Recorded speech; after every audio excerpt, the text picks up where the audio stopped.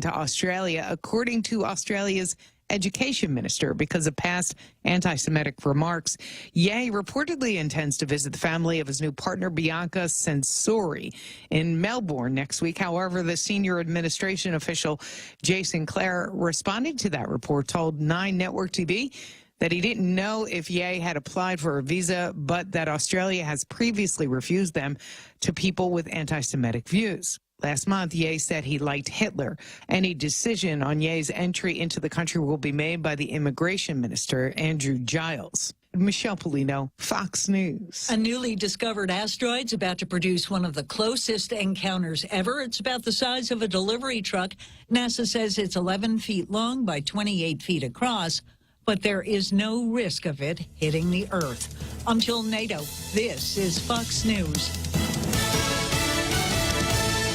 Wishing you a happy, healthy, and prosperous new year from your friends at Security Title. As we clean house for the new year, this is an excellent time to make sure the title to your land is also in order. It doesn't matter if you own a ranch in Inarahan, a house in Dedido, or a hotel in Tumon. Keeping the ownership clear promotes peace in the family and can avoid future misunderstandings. When it comes to your family property, call the professionals at Security Title. We are here to help. All 3 stations, all 3 morning shows. Thanks to all the listeners for Pica's Best, Choice Broadcasting has swept the top 3 best radio stations. The Point, Boss 104, and Star 101. Top 3 radio personalities, Kyle Mandapat, Ray Gibson, and Daryl Lizama. Put the power of Pica's Best to work for you. If you're an advertiser, call 671-888-7346 for information, rates, and packages. And let us get your message out to Pica's Best listeners with Pica's Best broadcasters. And thanks for listening to Pica's Best. Attention investors, Century 21 Realty Management is proud to present an investment opportunity you have to look at. Ladera Towers Condominium provides luxury living centrally located in Manila with access to the entire island. Ladera Towers has 3-bedroom condominium units available now. See them before they're all gone. 4-bedroom units sold out. This investment is only going to appreciate in value. Call now, Century 21 Realty Management, the number 647-5003, or visit laderatowerguam.com or guamproperties.com. Welcome to Tall Tales with Bob Klitzkie, the only show on talk radio where common sense is a lot more common. Phone lines are now open at 888-TALK. That's 888-8255. And now, The Point proudly brings you Tall Tales with Senator Bob Klitzkie. A well-regulated militia being necessary to the security of a free state, the right of the people to keep and bear arms shall not be infringed. So here we go on another educational, elucidating episode of Tall Tales, starting out with today's editorial from the Daily News.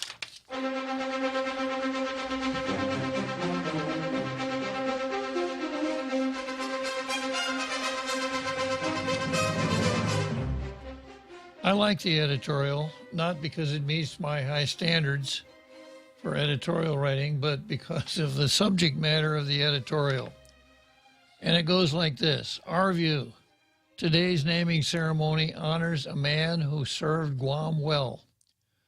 Although Marine Corps Base Camp Blas was administratively activated on October 1 last year, the first new Marine Corps base since 1952, today will mark the official reactivation and renaming ceremony for the base. Whether you support the military buildup on Guam or believe the island would do better with fewer forces stationed here, the Marine Corps and Guam have been tied together through history. Marines first arrived on the island in 1898. Marine Corps Barracks Guam was established a few years later in 1901 in Sumine.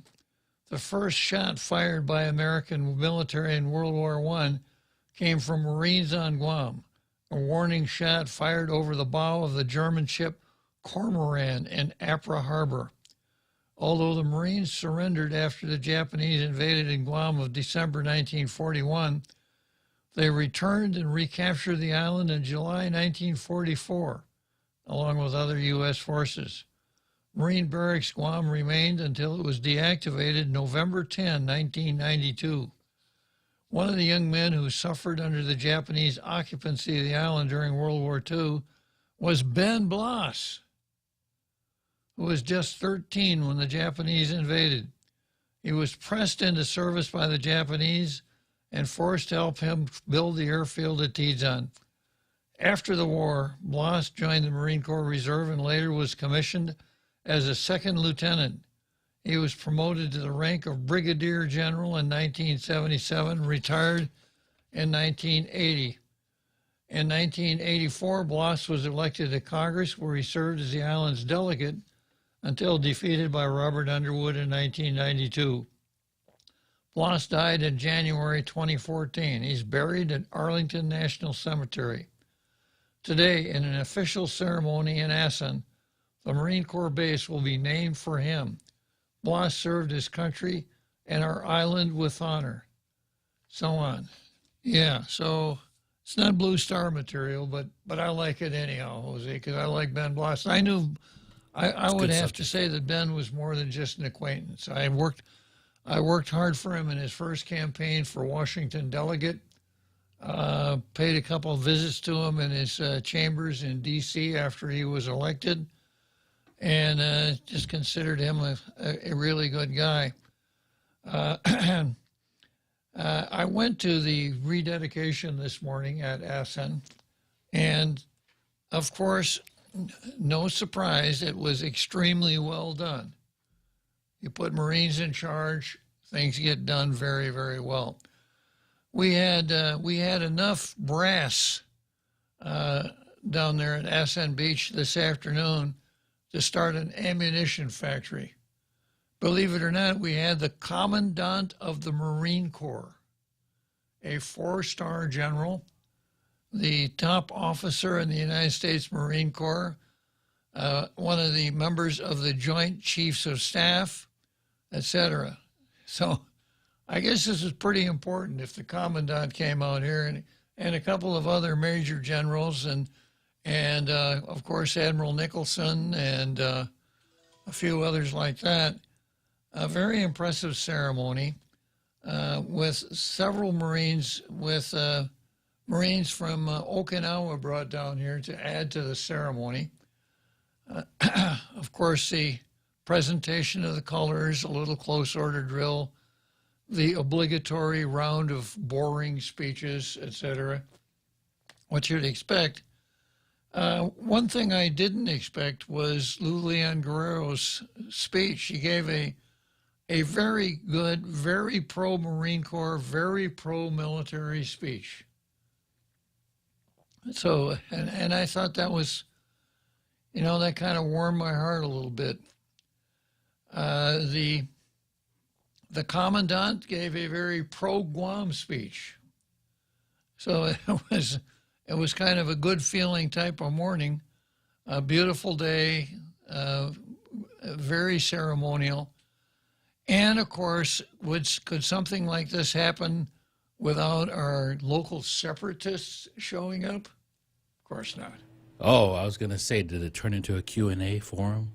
No, it didn't. And the way it worked was the seats were reserved, and anyone could come in with reserved seating, and it was pretty much a packed house. The separatists stationed themselves to the south of the field upon which the ceremony occurred, on the other side of a fence. And there may have been 30 of them down there. Were they vocal or are they silent? They were silent. They haven't been really vocal to be heard from the distance at which they were from the program. I just, hopefully they took in consideration that this was a son of Guam that was being honored. If that matters anymore. And not for them. Yeah, not for them, yeah. You probably would see him as a turncoat, Okay, so nice feel-good editorial today. And let me see what I got on the card. Oh, shucks, I forgot to bring my card, Jose. Got a copy for you, Bob. Good. Well, I know the first item on the card is Harvey versus Santa Claus, so I'll just read that while Jose is is making a copy of the card for me. Thank you, Jose. Yeah, this is what I got on the card for today. I've got Jose picking up on Ginger Cruz versus Gary Cooper and the Separatists versus the Marine Corps. And then I've got Harvey versus Santa Claus, Frank Areola versus Santa Claus. Santa Claus is in the hot seat today. You versus abortion, Fernando versus Doug, Doug versus Fernando, and Hamline professors versus McNinching. So I'm going to let I'm going to turn the floor over to Jose, and we'll take it from there. Go ahead, Jose. All right, and this is all spawned from the article that you, or a letter op-ed that you read was last week from Ginger Cruz. The spokesperson, I guess, for the Luleon Guerrero campaign, not sure where her position is, if she still maintains that spokesperson position. However, I found it interesting because the article started out as somewhat of a, I won't say anti-military, but kind of like a warning. Like, what are they doing here? What do they know about Guam? Why are they going to invite threats to our island? Because she talked about the risk of China and North Korea sending missiles here, and China having a missile dubbed the Guam Killer. I'm just going to read a section from that op-ed, and then going to go into some really interesting articles that have been printed and come from Guam media, but seem to have been forgotten, or at least nobody's making a correlation. So here on Tall Tales, we'll do that for them. And from her op-ed, quote, "It's surprising to me how little I hear from folks about the danger. Rather than confronting it, most either don't think about it or take comfort in the news that the Department of Defense is pouring money into a missile defense system that, by the way, would not be able to thwart an overwhelming attack, as recently published war gaming scenarios jarringly prove. So what are our lives worth? What is our land worth? For that matter, what is our peace of mind worth? I suggest that it is worth more than accepting the level of support currently being provided. If we are expected by the nation to bear a greater risk to our future, then we need to ask for and expect a greater investment by the nation in Guam's future. It's hard to make that statement on an island where humility and a Pacific temperament favor a belief that if we are nice and welcoming, somehow those who have power over us will reciprocate. The world is not a fair place. We will not get everything we need in return unless we shed some of our reticence and understand that the next 5 years are a critical time where the value of our home as a safe, beautiful, functional haven for U.S. strategic interests deserves to be met with more." That's 2023, January 23rd. Let's go all the way back to July 31st, 2017. And this comes out of PNC News. Former broadcaster Ginger Cruz looking to invest in Guam. Guam's longtime news anchor woman and journalist Ginger Cruz is back on island after being away for nearly 18 years. "Well, I left in 99 and I really just wanted to explore and see what other experiences were out there," said Cruz. That exploration led her to a job in the Clinton administration as Deputy Assistant Secretary of HUD under Andrew Cuomo.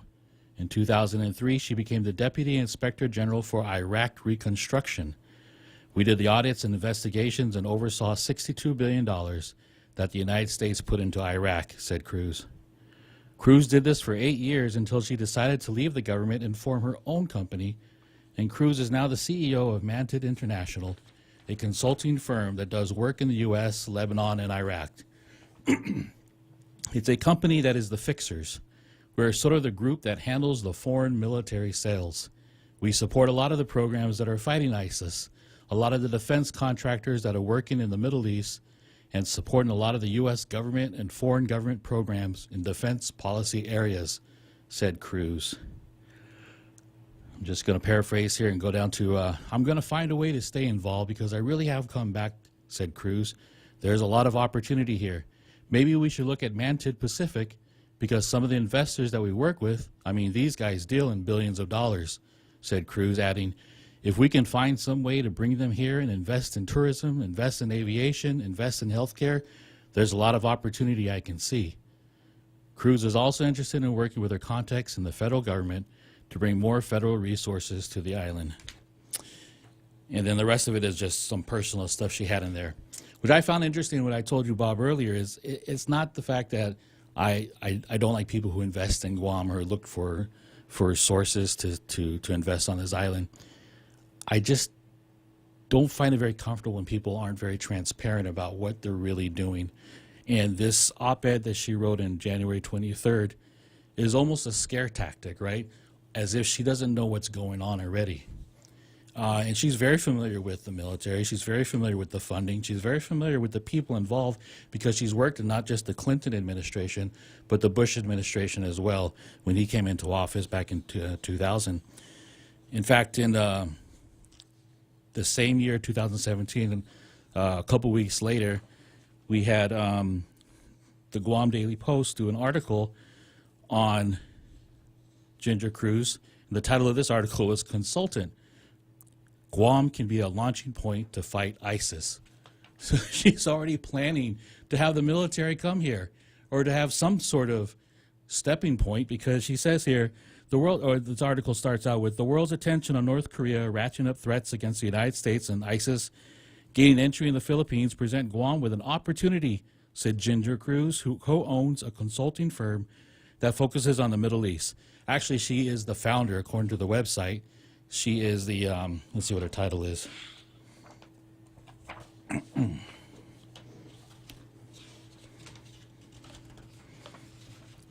She is the chief executive officer, and there's two other managing partners, Dr. Douglas Oliphant and a Leland Bettis. So out of the three executive officers, she's the number one, she's the head. So she's not a co-owner, she is the owner, she's the founder. Again, interesting juxtaposition of her op-ed letter and then her intentions that she put in here starting in 2017. Let's see another quote from the article talking about Guam can be a launching point to fight ISIS. Quote, Guam can absolutely leverage its ability as a U.S. territory to become a stronger launching point for the efforts against ISIS in the Philippines and in North Korea, Cruz said. Another quote here, it's a great time for Guam to make more of an impression and tell people, hey, we're here, we're part of the United States, and we're a critical part of the military strategy in the region. So my curiosity is piqued. I wonder what this letter to the editor was really for, who it was for, who is she manipulating or trying to strategize into, and what is the message? Is she still a spokesperson for the administration, or is she doing this on her own? Is she representing her company now? I'm very curious, and it makes me wonder. And it should make you all wonder, too. Has she thrown her lot in with the separatists? That, too, because that's what it sounded like in the very beginning. Yeah. Now, we do know that in the States, and in D.C. especially, a lot of politicians make their way into government so that when they do retire or they're not in office anymore, there's cush jobs for them or opportunities. And did Guam become an opportunity for Madrid International, or is she back here because of the love for the island? And the governor. And the governor, Yeah, you're right. could So be. good questions, and I'm looking forward to the Post-Guam, Daily Post, Pacific Daily News to do articles on this, but most especially can't wait for Candid. Yeah, you're right, Jose. Okay, nice analysis. Thank you very much, Jose. So I'm looking at the calendar now, the card. We're already past systemic racism in Public Law 36-34. I've got Harvey versus Santa Claus. I've got Frank Areola versus Santa Claus. You versus abortion. When I say Me? you, no, I don't mean Hagu. I mean the name Y-E-W, you, as in Lee Kwan. And then Fernando versus Doug from yesterday. And then Doug versus Fernando. Doug, the Attorney General strikes back. And then I've got Hamline professors versus McNinching. So, and then some stuff that's been on the calendar for quite a while, like Rick Moran versus Pete Butt. So let's start out with Harvey versus Santa Claus. This is a letter to the Pacific Island Times from Harvey Egna, who ran for senator last time. Harvey said, Lots of important and timely issues face the people of Guam. Rampant inflation, out-of-control crime, drugs, taxes, housing, shrinking population, and deteriorating schools. Fortunately, fireworks is not one of these issues because they're illegal. As a matter of fact, fireworks are no longer a problem at all. So let's keep it that way. We don't need to legalize fireworks. Years ago, fireworks were taken out of our entertainment equation for a number of very good reasons, which can all be summed up rather nicely. They're dangerous to people and the environment. Do our emergency rooms need more cases of missing fingers and eyes? What about the huge clouds of smoke that force us to keep our windows closed and die as fresh air at the same time we're struggling with high power bills? The Manamco who have breathing problems are sent to the hospital because their homes are enveloped in firecracker smoke. Fireworks on just not a few holidays, every birthday, homecoming, christening, graduation, etc., could potentially result in a never-ending cacophony of explosives in the street outside our homes for hours on any day of the week, with the resulting smoke drifting into open windows and interrupting our sleep. In the morning, streets littered with the remains of hundreds, if not thousands, of fireworks wrappers. Our fire crews don't need to fight fires resulting from carelessly handled fireworks or deal with explosions from carelessly stored fireworks at commercial establishments. And our hardworking cops have enough to do without chasing down additional noise complaints as a result of fireworks. What we have works just fine. I urge our senators not to take a step backward and approve the legislation of fireworks. Senator San Nicolas, our senators should focus on important issues instead of introducing bills with real health and safety implications. So Harvey got kind of a bang out of San Nicolas's bill, I guess, Jose. Yeah, so my own experience with fireworks. When I was a kid, at about April 24 or so, a lady named Dubbert would set up a couple of card tables next to the Masonic Temple and sell all varieties of fireworks. At that time, at least where I lived, you could not sell fireworks indoors because in the late 1930s, a store next to the Opera House was selling fireworks, and they Harvey'd, caught the store on fire, burned the store down, and burned the Opera House down. So the city ordinance said, you're going to sell fireworks, you can't sell them inside a building. So Mrs. Dubbert, who was also the dynamite lady in town, yeah, she really got a bang out of pyrotechnics. She wasn't the fat lady that sang. No, she wasn't. She and her husband were blasters. If you needed something blasted with dynamite, they were your go-to folks. So she had the fireworks stand. And, every day kids would be, and the fireworks stand was across the street from the city park. So every day packs of kids would be downtown. And somebody would buy some and then take them over to the park and set them off.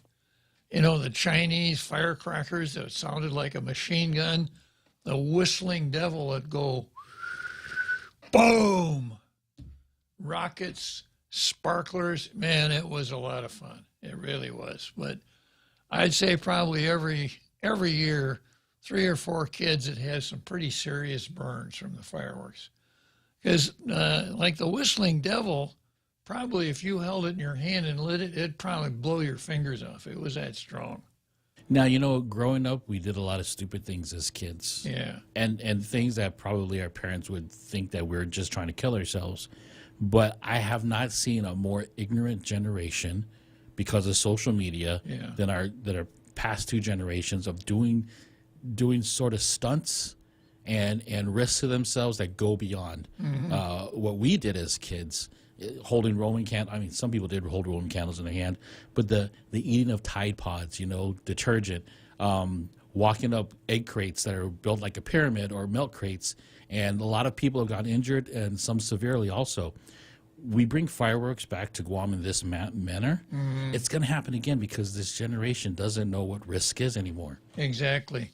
You know, when on my way over to the station this afternoon, listening to Fox News, of course, there was a story that came out of the mainland that the latest thing that the kids have picked up on TikTok is putting a noose around your neck and pulling it until you pass out. This was supposed to be fun. And so far, 20 kids have killed themselves that way. So it's right on your point, yeah. So you give this completely irresponsible generation fireworks, and there's no telling where it will go. So I'm going to weigh in with Harvey on this one. Santa Claus, buddy, you got to give him this. He campaigned on that. It's not a surprise. Okay, next on the card is Frank Areola. Let's take a short break here, and we'll come back to Frank Areola versus Santa Claus. Every company needs money to grow and take on the challenges 2023 will bring. That's why Bank Pacific's commercial loan officers stand ready to help you. We offer several programs tailored to assist companies to get to the next step or perhaps for a startup, including working with SBA or GITA.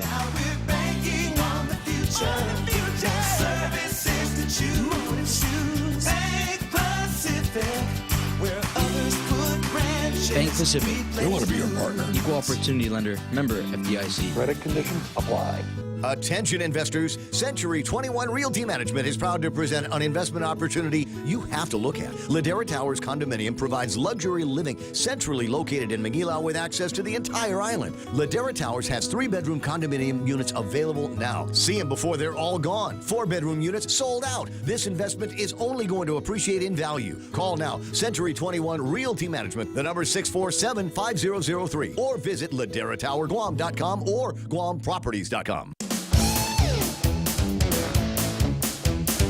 Now, more Tall Tales with Bob Klitzkie. Spitting truth like watermelon seeds at a summer picnic.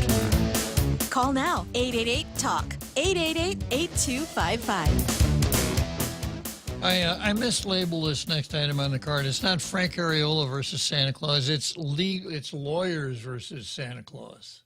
Boy. And this is an article that ran in the Post. Legal community responds to caning bill. Members of the island's legal community are skeptical of a recent proposal to use judicial caning as a form of punishment for inmates convicted of violent crimes. On Tuesday, the Post reported that freshman Senator Dwayne San Nicolas intended to introduce a bill in the legislature that would authorize judicial corporal punishment. San Nicolas confirmed to the Post that the punishment would involve using a cane to strike individuals convicted of violent crimes, including murders, rapes, robberies, home invasions, as a way to deter potential criminals. The freshman lawmaker provided Post with a draft of the measure, which was not introduced as of press time Wednesday. The measure clarifies that a convict can only be struck on their buttocks and that the total of 24 strikes maximum can be imposed. One key difference in the draft shown to the Post is the determination of which criminal offenses warrant caning is left to the courts. The draft legislation also exempts biological females. That's in quotes, biological female. What in the world has the word? You have to say biological females, not commercial females, Robotic females, or quasi-female. Virtual. Wow. Yeah, biological females. Assistant alternate public defender Peter Santos, who seems to have a genius for getting earned media, doesn't he? Who's an attorney for indigent defendants, was critical of the proposal, saying, while he appreciated San Nicolas's zeal, he wasn't taking the idea too seriously.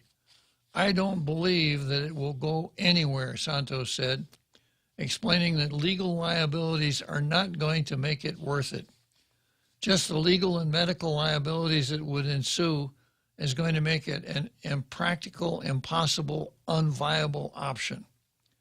Santos also addressed the portion of the bill stating that inmates would have to be medically cleared before being subjected to corporal punishment.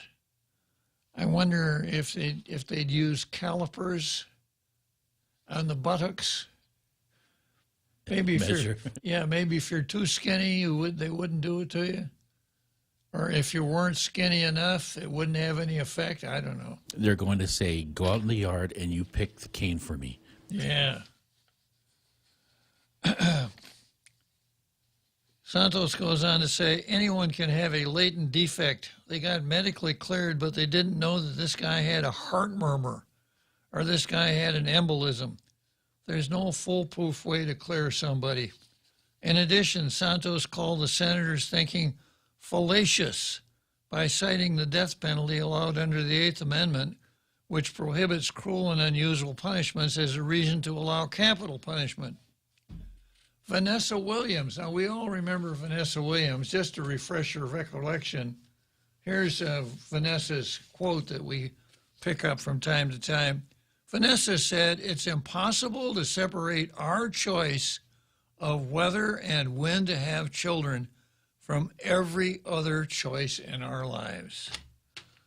That's Vanessa Williams. A local attorney whose practice includes criminal defense said she didn't believe the solution to Guam's criminal crisis, including sexual assault and family violence, is more violence, even if it's sanctioned by the government.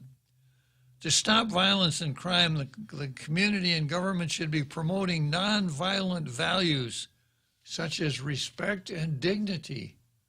Yeah, Vanessa Williams, respect and dignity. I think corporal punishment is against those values, Williams stated in a message to the Post. Instead, we should address root causes of violence, such as disrespect, and find ways to plant the seeds to change attitudes of respect for other people. Interesting figure of speech. Vanessa Williams is talking about plant the seeds. Right. Well, her sentence here is incredible. The very first paragraph. Guam's criminal crisis, including sexual assault and family violence, is more violence. Or she didn't believe the solution is more violence, even if it's sanctioned by the government. Thank you for your anti-abortion statement. Yeah. Well, there's another quote that I think got edited out. Besides, I'd rather talk about abortion. Yeah. Then we go on to Douglas Moylan, our Attorney General, who was elected Guam Attorney General on the platform of being the toughest AG on crime. Thought San Nicolas' effort was a good start for purposes of discussion, but was concerned that caning could be considered cruel and unusual punishment. At first blush, I cringe a little bit because we shouldn't be beating people up, Moylan said. I don't think that's going to pass the scrutiny required of a corporal punishment scenario. Capital punishment usually has to be quick and decisive, so there's no suffering, unlike when you cane somebody. It's the pain inflicted by each blow.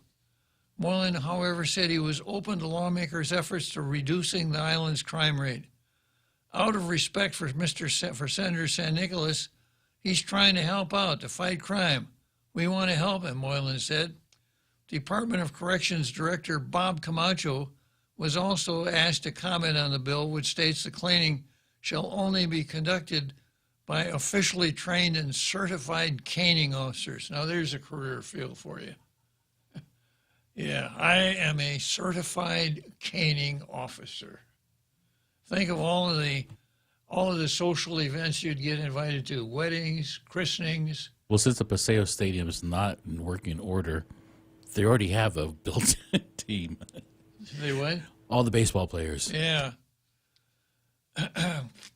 Camacho, who had not yet reviewed the bill, said it's an extremely important matter that requires in-depth constitution and court review. I'm also not aware of any state or prison that uses corporal punishment, Camacho said. So this requires us to do thorough research on the subject.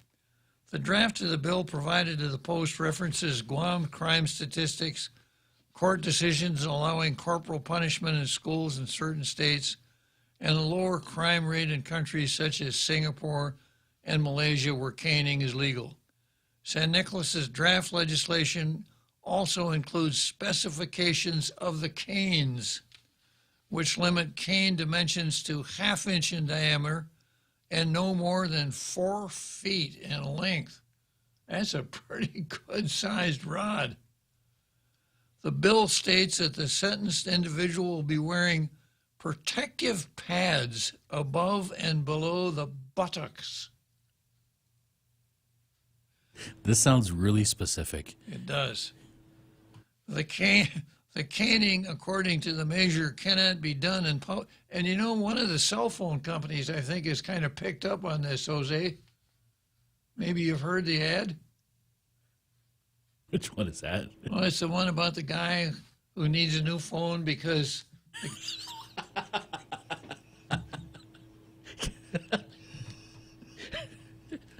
Well, if all you have are the pads, yeah, your crack is showing. Yeah, that's the one. Talking about the cracked glass on the phone, right? Oh, yeah, that's right.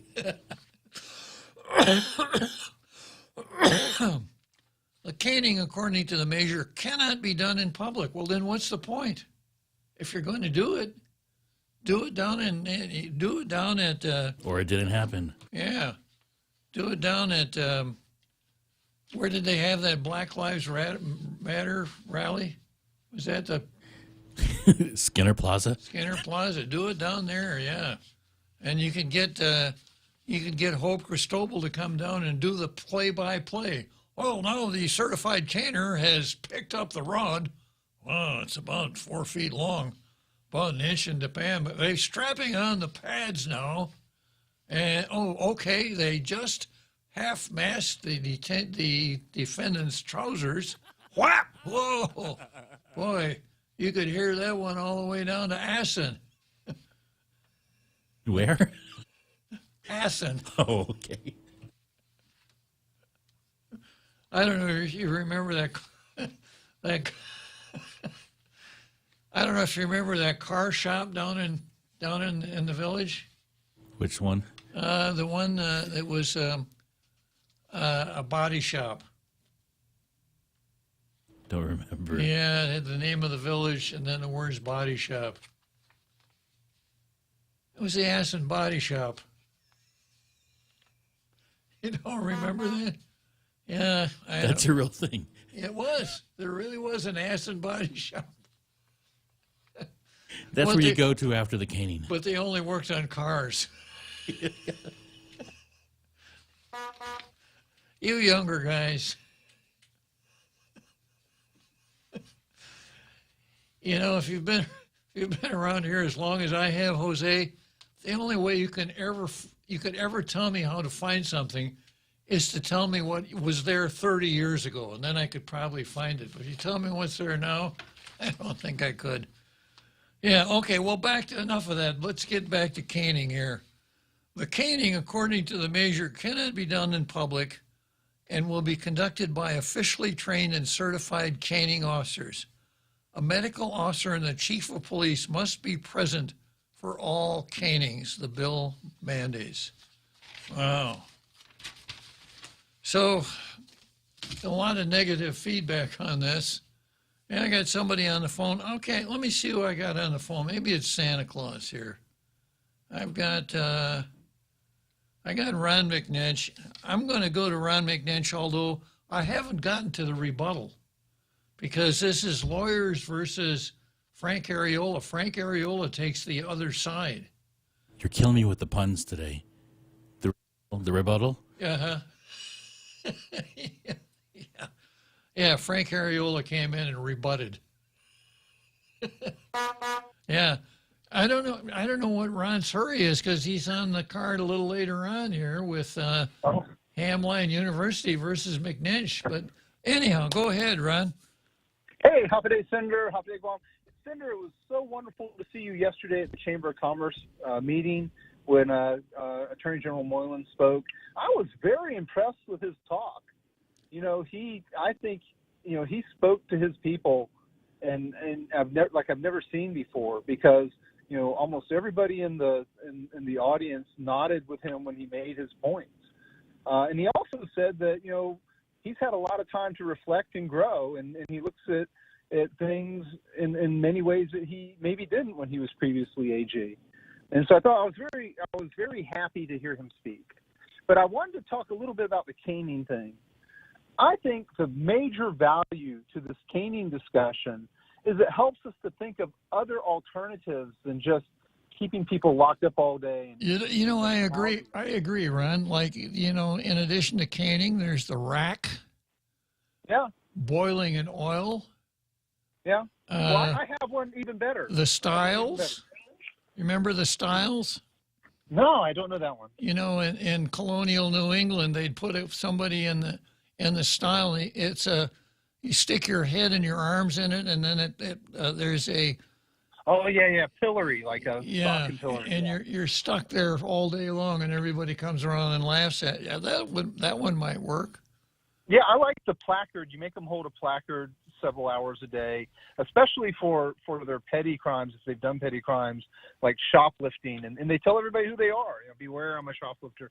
But one of the ideas I had was, instead of letting prisoners watch TV, we only let them watch the legislative channel. But then I thought that would be cruel and unusual. Yeah, you got a strong Eighth Amendment argument there. So, but also I was thinking, I think that if we take this opportunity to think about alternatives to simple incarceration, I think that'd be a neat opportunity to really think about things. I sincerely believe, the number one reason that we have recidivism, that is, people go back to jail, is that they hang out with the same friends over and over again. They get back in trouble and go back to jail. I believe in letting people move off island and get out on an early sentence and move somewhere else. Like banishment should be talked about. I think that possible things like the placarding or holding out a placard. I like work gangs. I like, widespread work gangs. Make them pick up garbage and clean up the sides of the road, kind of thing, or other things like that. I think that we should have more discussions on this, and I applaud Senator Sinokulis for bringing it up. I don't necessarily agree with caning the way he proposes it, and to be blunt, coming up with specifications is a little bit freaky for me. When people talk about that they really know the specifications of the cane, that scares me. But I think in general, though, all the other points are kind of fun to talk about in terms of it. Well, it has been a lot of fun for us, Ron, but I don't know if San Nicolas thinks it's so much fun because he's been the butt of an awful lot of jokes here lately. Oh yeah, but you know what? If you're a good public servant, you can roll with the punches, and sometimes when people make fun of you, it helps you in the long run. Especially if you know how to be a little bit playful with the public sometimes. But also, I think in general, thinking about alternatives to incarceration, I think, or supplementals to incarceration would be a healthy thought exercise. Well, one of the things that has been tried in other jurisdictions is what's called intense supervision. So you hold down the actual incarceration in a prison, and you allow the inmate to live outside the prison, ankle bracelets, strict curfews, etc. And you need a lot more parole officers to make it work, because parole officers are checking on the prisoner. Did you drop your watch, Juan? Because of smartphones, we almost have the technology to have constant surveillance from a person's home. Almost. We're almost to that point. Yeah. And so we can check anybody, anytime, anywhere, and verify that they're sitting, in front of this special area at their home that designates that they're actually at home, that goes far beyond like an ankle bracelet. It's more of it's a fairly low cost alternative to braceleting. Let's go back to work gangs for a minute. We have a program right now that provides for that. It's called the Prison Public Works Program. And inmates who are enrolled in the Prison Public Works Program who work 40 hours in a week are given 1 day good time. And they, they go out. When I was the director, when we opened schools, they spent a lot of time painting schools and cleaning up schools and things like that. That's the kind of stuff they do. But the way the statute is constructed, it's really hard to find somebody who's actually in prison but eligible to go out on the prison public works program, because no child molesters, no this, no that. Sure. So, serial jaywalkers, people with chronic overtime parking, stuff like that. But it is a good program because inmates like to do it. They would much rather do that than lay around inside the prison. And although it doesn't sound like this, the chain gang is a very helpful means of dealing with prisoners in that situation.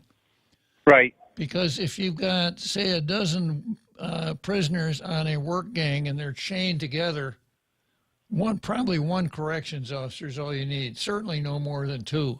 But if you got 12 inmates out wandering around without any control like that, the risk of escape is so great that you're probably going to have 3 or 4 corrections officers, which cranks up the cost to the point where, from a pure cost-benefit analysis, you'd be better off hiring advanced management to do the work than using inmates. Right. But there is something there. Now, people who are tossed into the prison over the weekend for DWI, at one time, I don't know if they're still doing this, they were taken out, chopped tongue and tongue, and I don't know if they're still doing it, but that would be something that we really ought to look at, put the inmates to work, allow them to be productive, and contribute a little bit to their incarceration. No, absolutely. And that's what I love about talk radio is we get to talk to wonderful, informed folks like you to help guide the discussion. Well, I appreciate that, Ron. I also appreciate your kind words about running into one another at the chamber meeting. You left out the part where Doug Moylan served as my straight man and set me up for a really good line. You probably forgot that, right? Yeah, but please share it. Yes. Okay, so Doug Moylan said, the question was, what's the difference between Doug Moylan now and the first time Doug Moylan? And he said, well, with age comes experience and wisdom. So I asked him, I volunteered to ask a question, prefacing my question with the fact that I had probably accrued more wisdom than anybody else in the room, according to the Attorney General's criteria. Oh, wow. Yeah. Since I was the oldest person there, right? Wow. And I believe you were the wisest. Well, it depends. Wise could have a couple of different meanings, and I'll take either one of them, Ron. Thanks for calling, Ron. Hey, have a great day, sir. Thank you.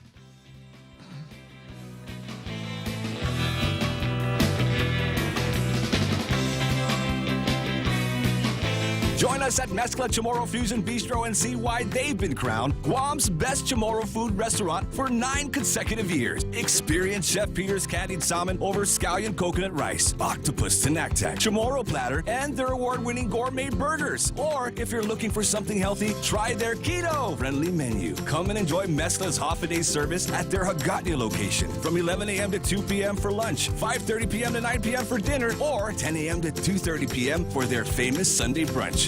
Every company needs money to grow and take on the challenges 2023 will bring.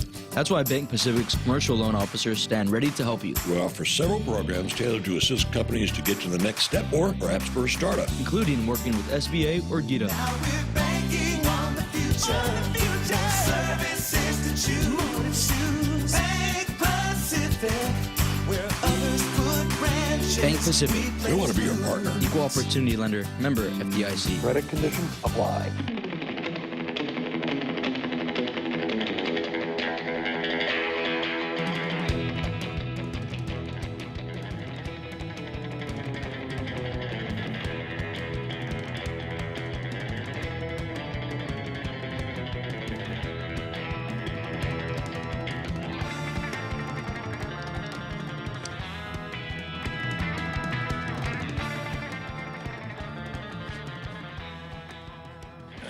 Okay, now here's a op-ed from Frank Areola that ran in Post. Frank Areola was Governor Calvo's chief of staff during the Calvo administration, obviously. Judicial corporal punishment.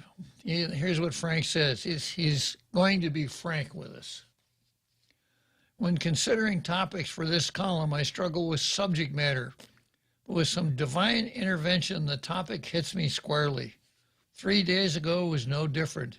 Senator Dwayne St. Nicholas introduced a bill to authorize judicial corporal punishment as additional means of judicial sentence.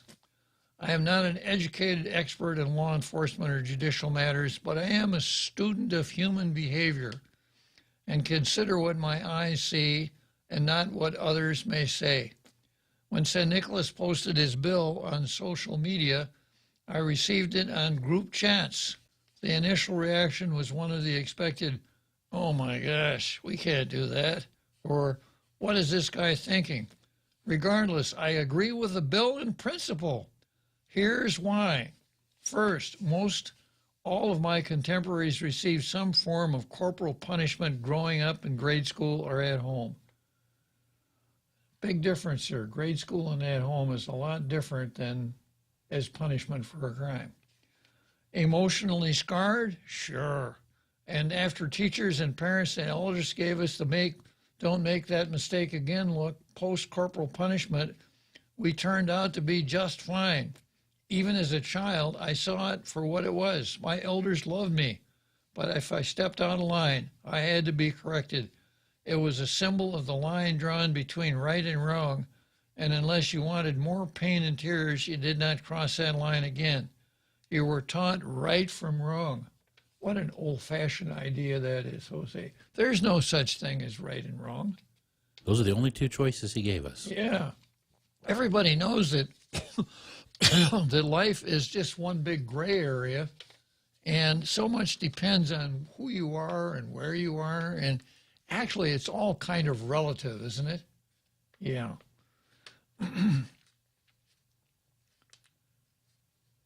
Second, fast forward to 2023, and heaven forbid we even mention corporal punishment, or worse, caning. We're met with, "That's inhuman," "uncivilized," and other such similar reactions. As parents, we all should hate to see our children undergo caning. But the downside is, without tough criminal penalties enforced, we get what we have today. Criminals do not fear enforcement nor the law. They carry on like it's a badge of honor. As a result, criminals do as they please. We live in fear that someday our homes will be burglarized, our children will be molested or abused or bullied, or the drugs will permeate our beloved families if it hasn't already done so. Deterrence is necessary, and if corporal punishment is one method, then let's get on with it. Run a red light, you get a picture taken, monetary penalties, and a date with the caner at Skinner Plaza. Share that possibility to young adults and see the reaction. You know, if they were to do that, I'll tell you this. Confession, I have a bad habit about red lights, right? But if that's the way it worked, I would stop for a yellow light, Jose. I recall years ago when inquiring about visiting Singapore, and someone in the group said, "You get caught chewing gum in Singapore and you get caned." My reaction, shucks, I'm not going to Singapore. And if I was, I would not bring chewing gum with me. Over the last few decades, we have seen the rise of a large sect of self-absorbed whiners who were spared the rod. We have academia, corporate media, big tech. How about the separatists when it comes to self-absorbed whiners? Make excuses for wrongdoing. Consequently, everyone now looks to be a victim or feels a necessity to virtue signal on a daily basis. As a result, our nation has become weakened. Good policy is rational. Policy based on emotional reactions is detrimental to a strong nation. We are emotional by nature, but we are also the best country in the world at using reason as the foundation for public policy. And so we have a lot of catching up to do to take back our nation. Deterrence works. Corporal punishment is one form of deterrence, and it's an option for sentencing, not necessarily mandatory. If we as a nation endeavor to succeed, we must collectively stop the decline now. Criminal behavior must be slowed in order to slow the decline of the nation. God bless America and God bless Guam. Let's break for the big halftime show.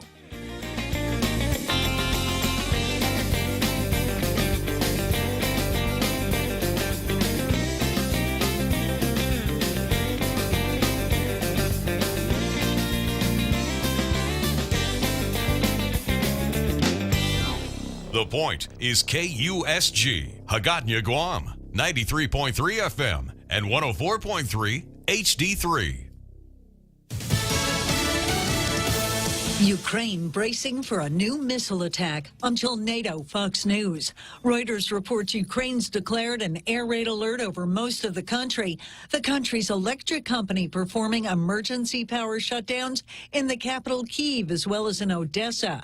That comes as the U.S. is providing some armored vehicles to Ukraine. The U.S. will send 31 U.S.-made Abrams tanks to Ukraine. There's no word just yet on when the equipment will arrive in Kyiv. It comes the same day as German Chancellor Olaf Scholz announced that the country would be sending at least 14 Leopard 2 tanks. It will also greenlight the possibility for other countries to send their German-made tanks as well. Other countries quickly speaking up. Ukrainian officials say this is a major win and a victory in moving forward and pushing Russian forces out of its territory as the war nears the one-year mark on February 24th. In Kyiv, Ukraine, Alex Hogan, Fox News. The Department of Transportation says it's launched an investigation into Southwest Airlines over the 16,000 plus flights it canceled in December. A spokesperson for the Department of Transportation tells Fox it has begun looking into whether or not Southwest executives engaged in unrealistic scheduling of flights, which under federal law would be considered a deceptive business practice. An airline spokesperson tells Fox Southwest will continue to cooperate with any inquiry from government officials. Southwest says the December cancellations cost the company roughly $825 million. In Washington, Sean Angel, Fox News. Meta Platform says it will end President Trump's suspension from Facebook and Instagram. His accounts were banned for inflammatory remarks made just before and after the January 6th riot on Capitol Hill. America's listening to Fox News.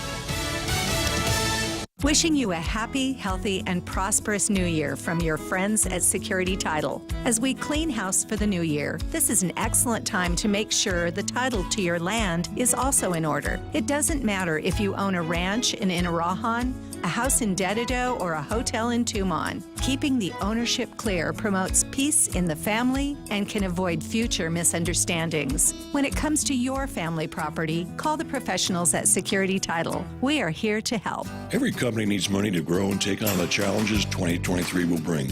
That's why Bank Pacific's commercial loan officers stand ready to help you. We offer several programs tailored to assist companies to get to the next step or perhaps for a startup, including working with SBA or GITA. Services to choose. Bank Pacific, where others put branches. Bank Pacific. We want to be your partner. Equal opportunity lender. Member FDIC. Credit conditions apply. Fox News. Police in California say they can't find any connection to the suspected shooter or 11 victims in last weekend's mass shooting at a ballroom in Monterey Park. The suspect, 72-year-old Hu Can Tran, died from a self-inflicted gunshot wound. Los Angeles County Sheriff Robert Luna also told a news conference. Not only have we found that he wasn't married, but we have not been able to tie him in romantically to any of the victims so far. Vice President Kamala Harris met with families of the victims Wednesday. The Newport News School Board in Virginia is showing the door to its superintendent, George Parker III. That comes after a 6-year-old shot his teacher. Parents have been calling for Parker to be fired ever since, and that teacher is now suing. Abby Zwerner's attorney says the shooting was entirely preventable. as 3 separate teachers at Rich Neck Elementary School warned administrators on January 6th about a child with a gun who was threatening people. No charges have been filed against the first grader or the student's parents. It's still unclear how the child gained access to the weapon, which the parents say was secured. Anna Eliopoulos, Fox News. Get ready for what may be a really close encounter. Abby Zwerner's attorney says the shooting was entirely preventable, as 3 separate teachers at Rich Neck Elementary School warned administrators on January 6th about a child with a gun who was threatening people. No charges have been filed against the first grader or the student's parents. It's still unclear how the child gained access to the weapon, which the parents say was secured. Anna Eliopoulos, Fox News. An asteroid is expected to close in on the planet Earth on Thursday night. NASA's saying it should get within 2,200 miles of the planet, but it won't hit. I'm Jill Nato. This is Fox News. Join us at Mezcla Chamorro Fusion Bistro and see why they've been crowned Guam's best Chamorro food restaurant for 9 consecutive years. Experience Chef Peter's candied salmon over scallion coconut rice, octopus tinactac, Chamorro platter, and their award-winning gourmet burgers. Or if you're looking for something healthy, try their keto-friendly menu. Come and enjoy Mezcla's half-a-day service at their Hagåtña location from 11 a.m. to 2 p.m. for lunch, 5:30 p.m. to 9 p.m. for dinner, or 10 a.m. to 2:30 p.m. for their famous Sunday brunch. Listen to The Point anytime, anywhere on Odyssey. Odyssey is your new audio home for all the music, news, sports, and podcasts that matter to you. Find your favorite stations like The Point and discover more. Music stations, local and trusted news sources, sports talk and team coverage, plus today's biggest podcasts. Find it all on the Odyssey app. AUDACY. Looking for a new home or that special place to spend your retirement? Century 21 Realty Management has the place for you. Ladera Towers Condominium in Manila. Luxury living you deserve. Amenities like a gourmet kitchen, a large jacuzzi tub, private lanai with a magnificent ocean view, and 24/7 security. Other amenities, large swimming pool, couple of tennis courts, 3-bedroom condo units are available right now. This is an opportunity you should look at now before they're all gone. Call us now at Century 21 Realty Management, 647-5003, or visit the website, LaderaTowerGuam.com or GuamProperties.com.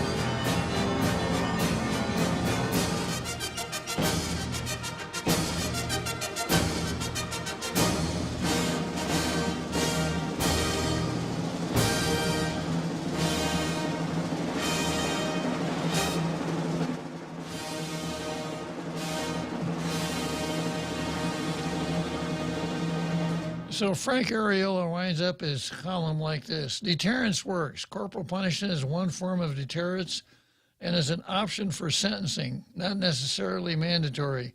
If we as a nation endeavor to succeed, we must collectively stop the decline now. Criminal behavior must be slowed in order to slow the decline of our nation. God bless America and God bless Guam. I wonder if Frank Ariola is a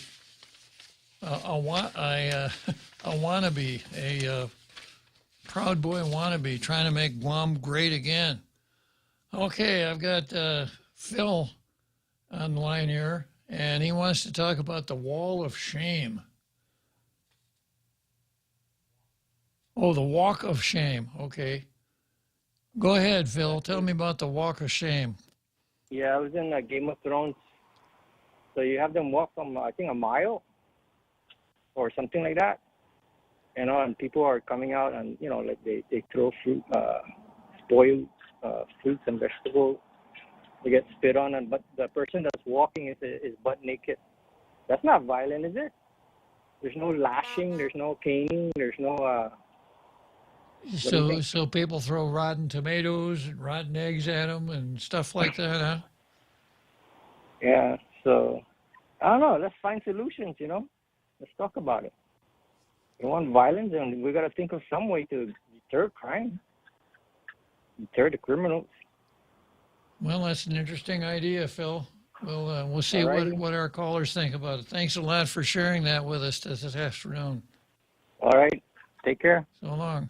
Yeah, the walk of shame. Butt naked. Buck naked. Yeah, I think it was Game of Thrones, and they were taking the queen off of her throne or something, and made her walk through through the peasants, and that was the walk of shame. Took off everything that made her glorious or whatever like that. Yeah, I can see something like that. Certainly would humiliate a person, wouldn't it? Okay, well, I'm sure we haven't heard the last of Santa Claus, caning, or fireworks. The interesting thing to me is earned media. How someone who is, at best quirky, has captured so much earned media. Maybe that's the reason why, because he certainly doesn't fit the mold. I hope they don't use up all their capital. It's only the first month. Yeah. Okay, well, he'll wait until December, and he'll really get a lot of earned media, right? Yeah, he's only on 4th of July. Yeah. Okay, let's go on. We'll go next to you versus abortion. And the you I'm talking about is Lee Kuan Yew, the first president and actually the creator of modern Singapore. I talked a little bit about Singapore yesterday in the context of caning, because that's certainly where Santa Claus got his idea. And Tim picked it up and put it in Jungle Watch. Pretty nice article in Jungle Watch. And here's how it goes. The title of the article is Solving for X. The fertility rate is the number of children a woman will have over her lifetime. The minimum necessary for a society to replace itself is 2 to 1. One for her mate, and 2.1. One for her, one for her mate, and 1/10 to account for infant mortality. Singapore is at a 0.75, and the rate has been declining since the 70s after Yu himself instituted a policy called Stop at 2, which paid women to get sterilized. Because Singapore is a small nation, it didn't take long for the fertility reduction policy to manifest its effects. At first, it had the desired effect, a reduction in the number of child dependents, freed up labor for Singapore's economic machine. In fact, the economic turnabout was so quick that Singapore became known as the Asian miracle. With few dependents and lots of capital, Singapore's standard of living soared. But by 1980, Singapore was forced to begin importing migrant labor to keep its economic engine going. There simply were not enough young Singaporees. Yu's fertility reduction policy had worked well, too well. In 1980, Yu dropped his stop at 2 policy and replaced it with 3 or more, which instead of paying women to get sterilized, paid them to have babies. Whoa. I bet that would just drive Vanessa Williams right through the roof, Jose. I can see her trotting into court with a taxpayer's suit on that one.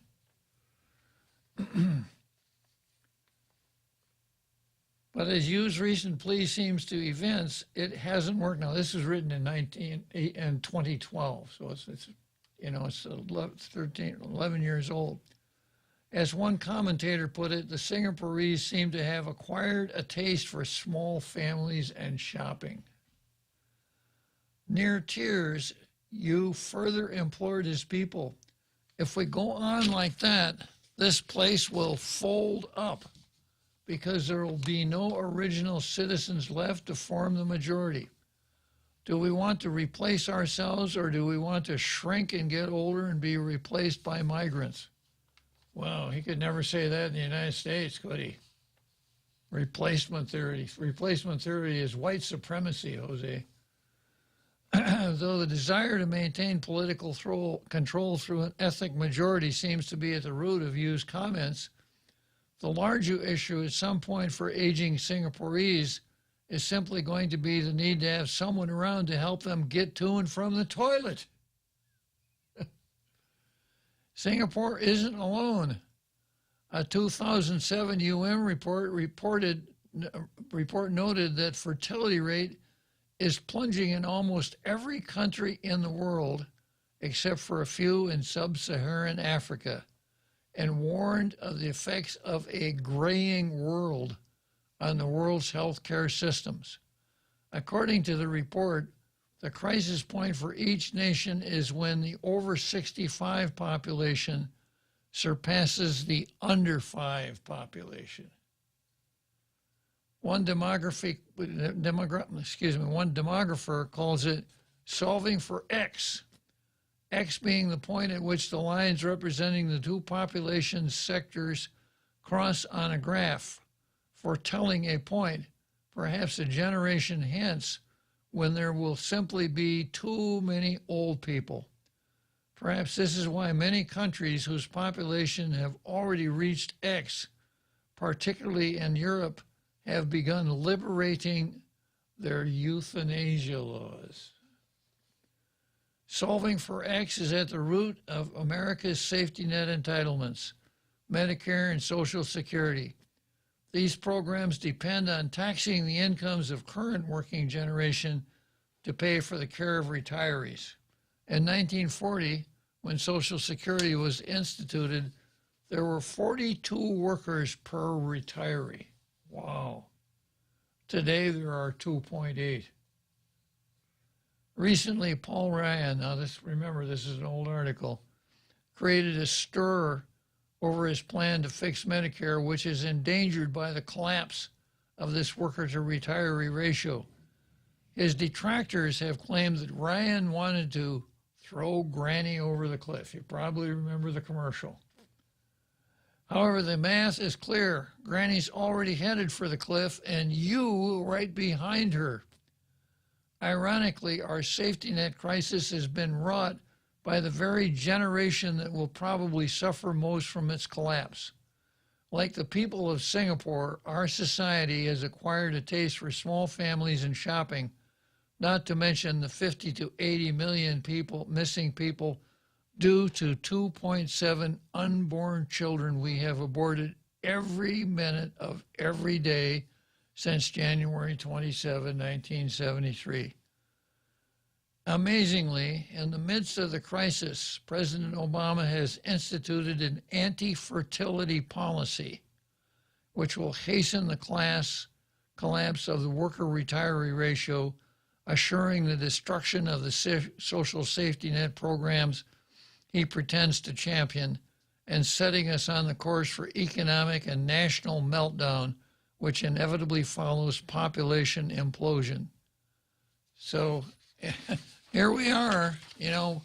Do we have abortion on Guam? Well, now we've got chemical abortion. And when we had a couple of abortionists here, what ethnic group had by far the highest percentage of abortions? The native inhabitants, the Chamorro. The native inhabitants. So are we trying really hard to institute an infertility program for native inhabitants to cut their numbers down so we can let the colonizers take over? Is that what we want to do, Vanessa Williams, Michael Bavacqua? Is that the aim? Or is that just the unintended consequence that's really not unintended at all? Okay, next item on the card is Fernando versus Doug. We started out yesterday with, Fernando versus Doug. We started out yesterday with a report from a GURA meeting where Fernando Esteves, who is the acting director of GURA, the deputy director is now the acting director, who asked believe it or not, the Board of Commissioners at GURA. Now, I think there's only one collective group there, and I think they are known as the Commission, the Guam Housing and Urban Renewal Commission, and members of that group are called commissioners. Whenever you see the term Board of Commissioners, you know you're looking at something written by somebody who doesn't know what he's talking about. Anyhow, Esteves wanted the Board of Commissioners to kick Doug Moylan's father, a certain Richard Moylan's tenant, out of Section 8 housing, because they said that Doug Moylan, being the Attorney General, now creates a conflict of interest for Richard Moylan. And the rules for Section 8 housing, the federal government's rules say that local government officials cannot, that Section 8 landlords cannot be family members of local government officials. And of course, Doug is not taking this gracefully. He's saying Fernando Esteves doesn't know what he's talking about. He lays out for the public court cases and other things that show that the policy really doesn't or shouldn't apply to him. Esteves, of course, is standing by his guns, and that's where the story lay yesterday. Today, we've got another chapter in the story. This is Doug versus Fernando Esteves. And I have here a copy of an email Doug sent out Thursday at 1:34 a.m. early this morning. And he sent it to Fernando Esteves with CCs to somebody named Ugan Napoli, Desiree Moore, R.E. Moylan, Tony LaMorena, Stars and Stripes, Shane Healy, Robert Klitzkie, Ray Gibson, PNC News, Devin Eligio, PDN Williams, PDN Steve Limtiaco, PDN Joe Titano, PDN Oya, Nestor Licanto, Marine Glimpses, Marvick, KOM Nick Delgado, KPRG Jefferson Cronin, Heidi Gilbert, PDN, Gina Riley, Pacific Island Times, John O'Connor, Guam Daily Post, Snow White, Snoopy, Grumpy, and another one whose name he didn't mention. Yeah, he kind of covered the field here. And the subject is FOIA request, re-U.S. Attorney. Half a day, Mr. Esteves. Please provide the following public documents pursuant to the Sunshine Reform Act. 1. All GURA notices to the U.S. Attorney assigned to Guam and the U.S. Attorney's immediate family members prohibiting that person from participating in the GURA Section 8 program to rent properties to Section 8 recipients. The period covered by this FOIA request will be 2015 to present. You're providing the public records within 4 days pursuant to statute is appreciated, etc. Regards, Douglas Moylan. And then we have another one. This one is to Desiree L. Moore, who is at HUD.government. And it's the same CC addressees. Hello, Ms. Moore. I wish to request that HUD please directly review this matter as to the propriety of the December 6, 2022 letter sent to me by GURA's Fernando Esteves.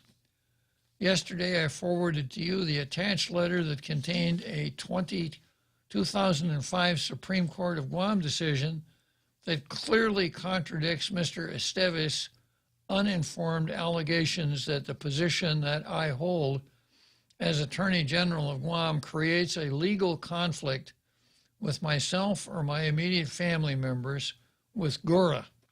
an autonomous agency outside the purview of the AG's control. Mr. Esteves' actions violate my due process and equal protection rights to participate in the Section 8 program. As the Attorney General under Guam law, I am not prohibited from applying for nor renting my properties to GURA under the HUD Section 8 program. Further, under Mr. Esteves' indiscriminately flawed legal analysis, all judges on Guam in both Superior Court and the U.S. District Court would also be ineligible to participate in GURA's HUD Section 8 program.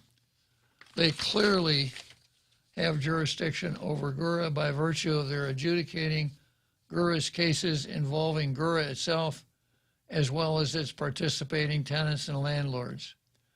Under Mr. Esteves' flawed legal analysis, the judges on Guam are clearly local public officials and exercise functions or responsibilities with respect to the program and should be barred from participation, including their immediate family members. Please see page 1 of Mr. Esteves' attached December 6 letter directed to this public official, which defines who he defines as encompassed within these undefined phrases. And Mr. Esteves' statement to the GURA Board of Commissioners on January 24, he cited court cases that he contended the AG represented GURA before local judges on Guam. Under his flawed analysis, this would also disqualify all judges. I would appreciate HUD's timely intervening in this matter as my appeal to this decision, given the broad and indiscriminate interpretation that is affecting my constitutional rights in regards to the federal program administered by GURA and HUD.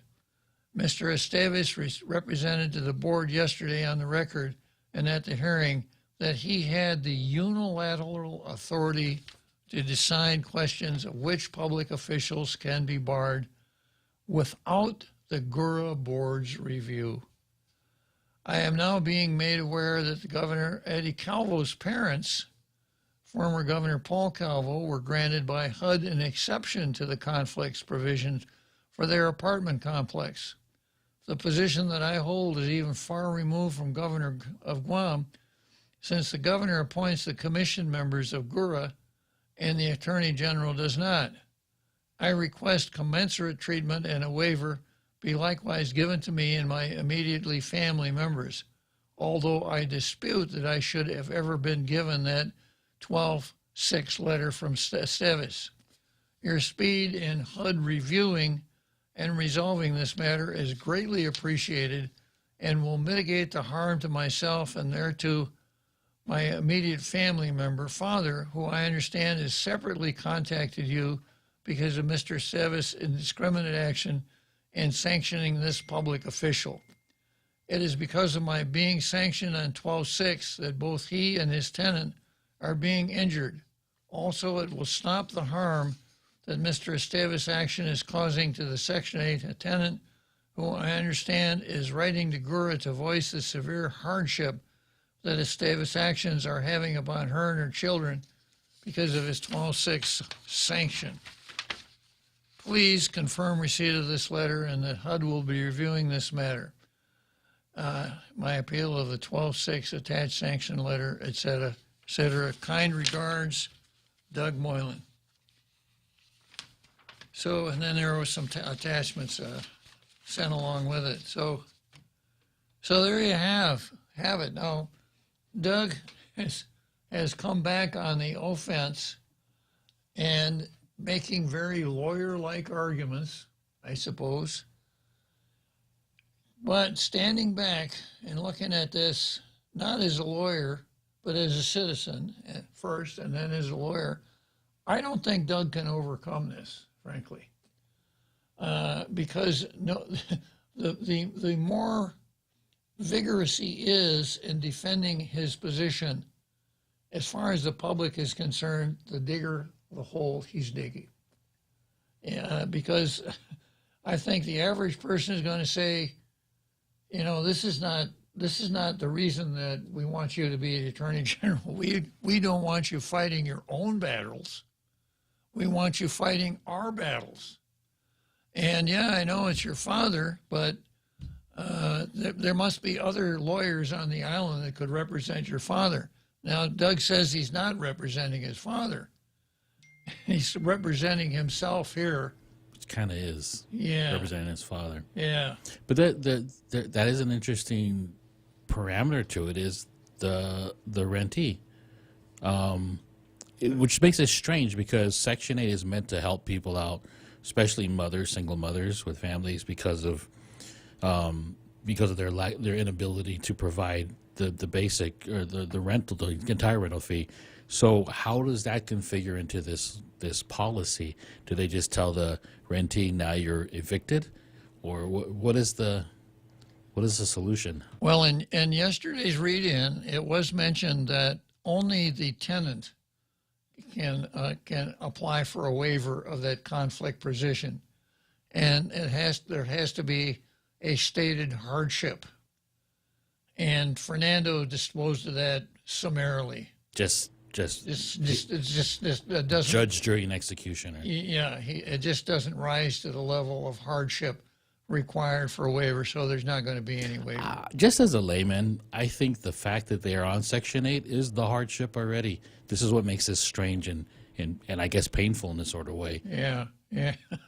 Yeah, well, you're poor, but we caught you the other day. Somebody came into your house and you had $1. So sorry, no hardship there. And I think this is the danger of an appointee who goes from different what do they call them? Different divisions of the government, who probably doesn't understand the Gura clientele. He's just interested in talking.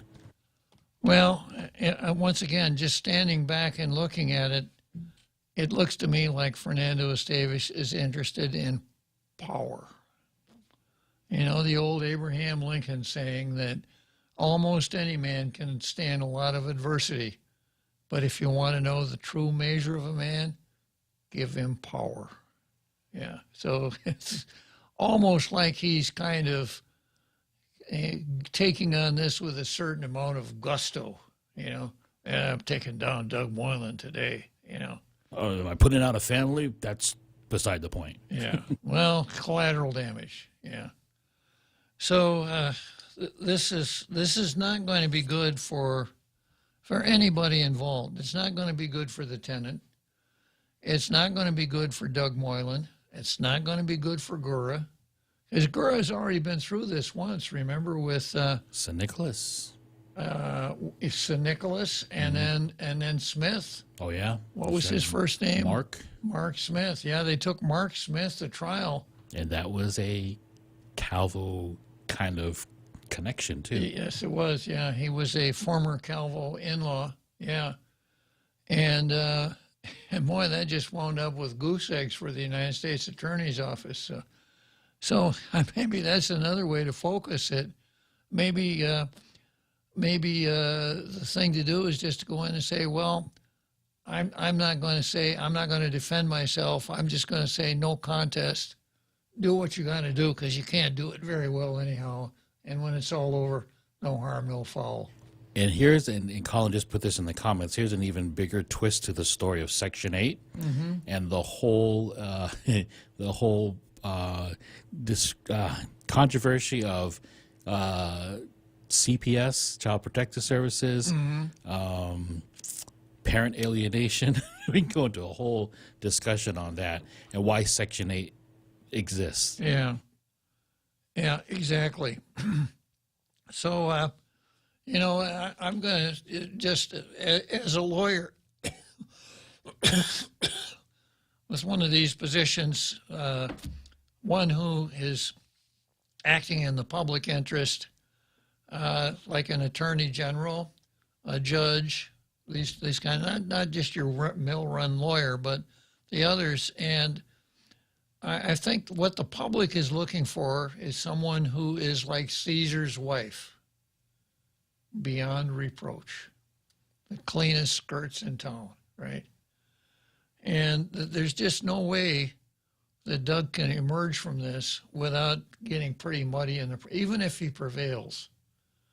He's going to get pretty muddied up in the process. It's unfortunate, you know. Ron hit the nail on the head with Doug's speech yesterday at the chamber. It was powerful. I mean, it was boom, boom, boom, boom, right on down the line, even to the point of talking about misdemeanor prosecutions for open government and FOIA. And the entire chamber, the whole business community there, I think, is really behind him. So he got off to a good start, public relations wise. And I wonder if I can find my Abraham Lincoln quote here. Probably can never find it when I really need it.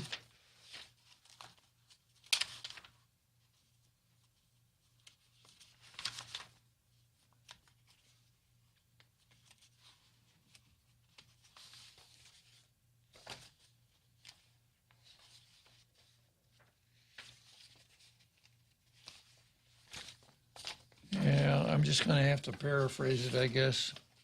Abraham Lincoln said that with public sentiment, anything is possible. The man who molds public sentiment makes... Let me come back to this right after the break here. Every company needs money to grow and take on the challenges 2023 will bring.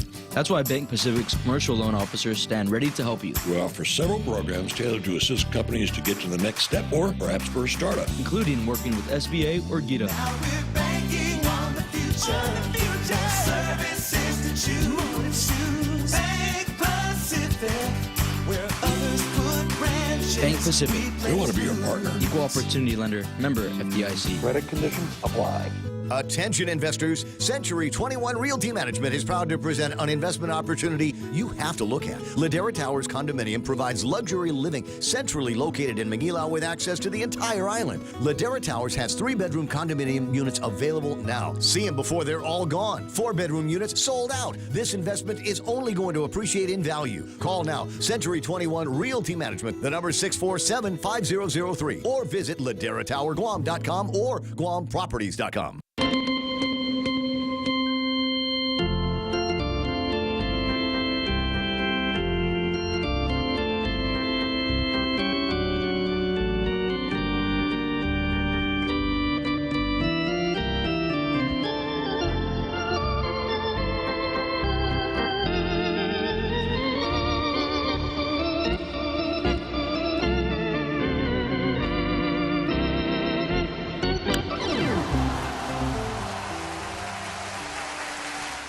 Yeah, so here we are. I can't find my Abraham Lincoln quote, but I think I've got it down pat, so I'll just say it from memory.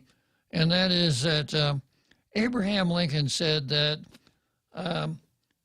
public sentiment is everything. The man who would mold public sentiment is more powerful than decisions and laws and decisions. Because without public sentiment, laws and decisions cannot be enforced. Public sentiment is everything. With it, nothing. Oh, you got it? Let's see here. In this age, in this country, public sentiment is everything. With it, nothing can fail. Against it, nothing can succeed. Whoever molds public sentiment goes deeper than he who enacts statutes or pronounces judicial decisions. Very good, Jose. Yeah. And that's absolutely true, because if the public is down on you, you're going to get canceled by the public. Okay, so we've got Ken LG on. We haven't heard from Ken for a while. Glad to see your name on my board again, Ken. We haven't heard from you for a while. Yeah, well, I've been busy preparing for my debut at the Superior Court on my first FOIA trial. And so it's interesting to hear your comment, because I didn't get to go to the chamber. I don't get invited to these sorts of things. But I'm very encouraged hearing our new AG talking about open government and FOIAs, because we've got a couple of those things coming up in just the next few days. And then it'd be real interesting to see how he handles my arraignment in August for the trespassing on a government meeting. Is that the one where you were carrying an assault rifle into a government building, Ken? No, that was the one where I went to a government meeting armed with paper and an iPhone camera and an agenda they handed to me when I walked in the door. Well, that's more dangerous. Yeah, that definitely was, but that is a freedom of information, open government case coming up. And then later next week, I have my hearing before the Supreme Court over my FOIA to Guam Memorial Hospital. The series of FOIAs I did where they determined that, basically we don't need to give you anything. And so now we have a hearing on the matter before Judge LaMorena on the 31st. So we'll see whether or not the attorney's reasoning is that we don't have to give you any of this information because it's not relevant, which I thought was interesting. I didn't think that they were the ones to judge whether or not the information I requested was relevant. Well, wait, hold on. Relevant to what? Well, the way the letter was written, it's like my request for itineraries and hotel bills and stuff was not relevant to my FOIA on Guam Memorial Hospital process.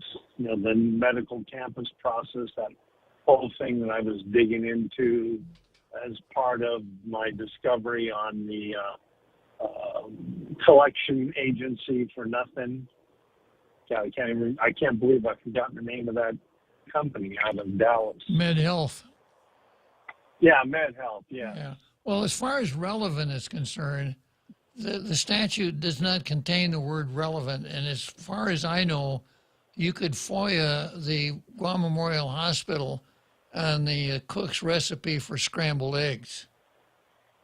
That was mine too. And for him to declare that in his response to my FOIA, he listed all the things that I've requested that they are not going to provide because they don't feel that it is appropriate to provide those documents at this time because they are discussionary in nature. And my counter was, those are contracts. Those are contracts, and the items I'm requesting are work product required in paper form and electronic form in compliance of the contract, which you paid $1.9 million for. So it's not discussionary. This is a bought and paid for work product. Who is the him that you're talking about, Ken? The counsel for Guam Memorial Hospital. I can't believe I'm spacing out on his name. But he's the legal counsel, recently hired. He left the Attorney General's office about 6 months ago and climbed on board Guam Memorial Hospital. I believe, it's in that document I sent you a couple of months ago on their response to my FOIA request. So now we're taking it to the next level, and it's going to be interesting. I'd be real interested to see if our new AG is going to have someone attending this as well, because all the documentation I'm doing, I'm required to serve the Attorney General's office as well. So it's not like they're not aware of it, you would think.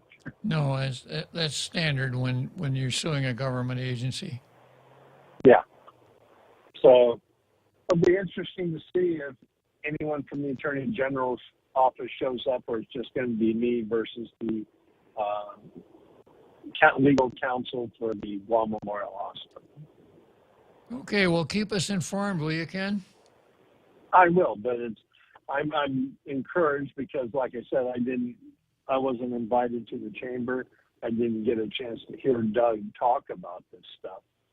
And I think it's very, very important because when we have politicians behind closed doors or in meetings among themselves making decisions, and when you look at all the documentation that the governor's office and Guam Memorial Hospital is putting out, you're looking at $3 to $5 billion of public commitment on paper that is filled with all kinds of obfuscation, misdirections, and inaccuracies.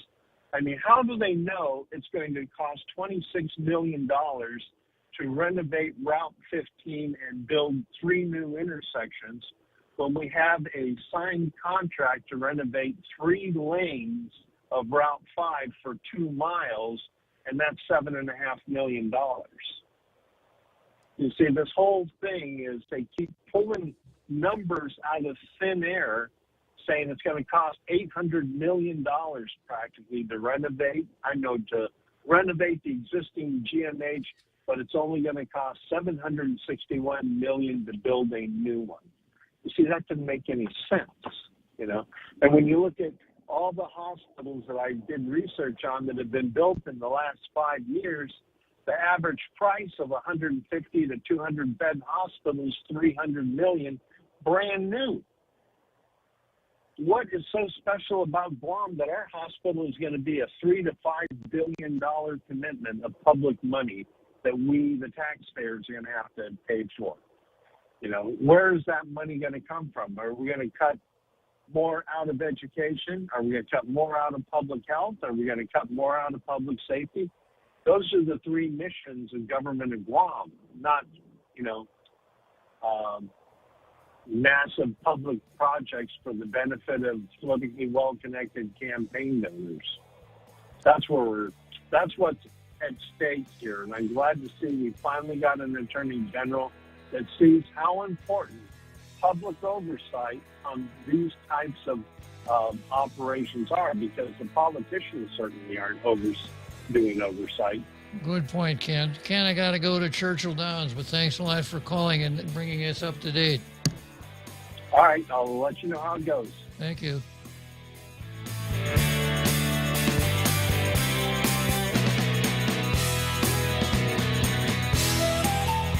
Join us at Mezcla Chamorro Fusion Bistro and see why they've been crowned Guam's best Chamorro food restaurant for 9 consecutive years. Experience Chef Peter's candied salmon over scallion coconut rice, octopus tinactac, Chamorro platter, and their award-winning gourmet burgers. Or if you're looking for something healthy, try their keto-friendly menu. Come and enjoy Mezcla's half-a-day service at their Hagatna location from 11 a.m. to 2 p.m. for lunch, 5:30 p.m. to 9 p.m. for dinner, or 10 a.m. to 2:30 p.m. for their famous Sunday brunch. Every company needs money to grow and take on the challenges 2023 will bring. That's why Bank Pacific's commercial loan officers stand ready to help you. We offer several programs tailored to assist companies to get to the next step or perhaps for a startup, including working with SBA or GITA. Now we're banking on the future. Services to choose. Bank Pacific, where others put branches. Bank Pacific. We want to be your partner. Equal opportunity lender. Member FDIC. Credit conditions apply.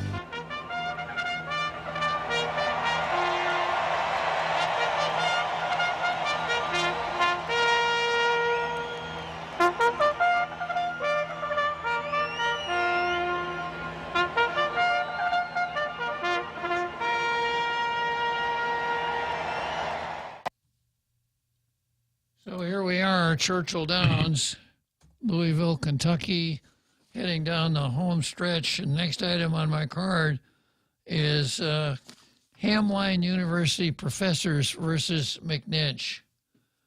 And let's see, I got to just fix something here to send out to repeat. Here we go. And yesterday, McNinch's column talked about academic freedom and campus speech are worth protecting. And, of course, if anybody knows it, it's Ron McNinch, because he's been McNinched by Tom Price out at the university. He's been given a letter of reprimand for speaking about politics, etc., things that are kind of within his wheelhouse as a professor of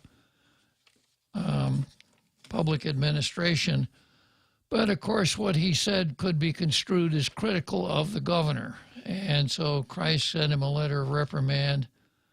The Board of Regents really didn't entertain it. They just kind of followed the Red Queen's general principle of first the sentence and then the verdict. And McNinch wrote a column on it and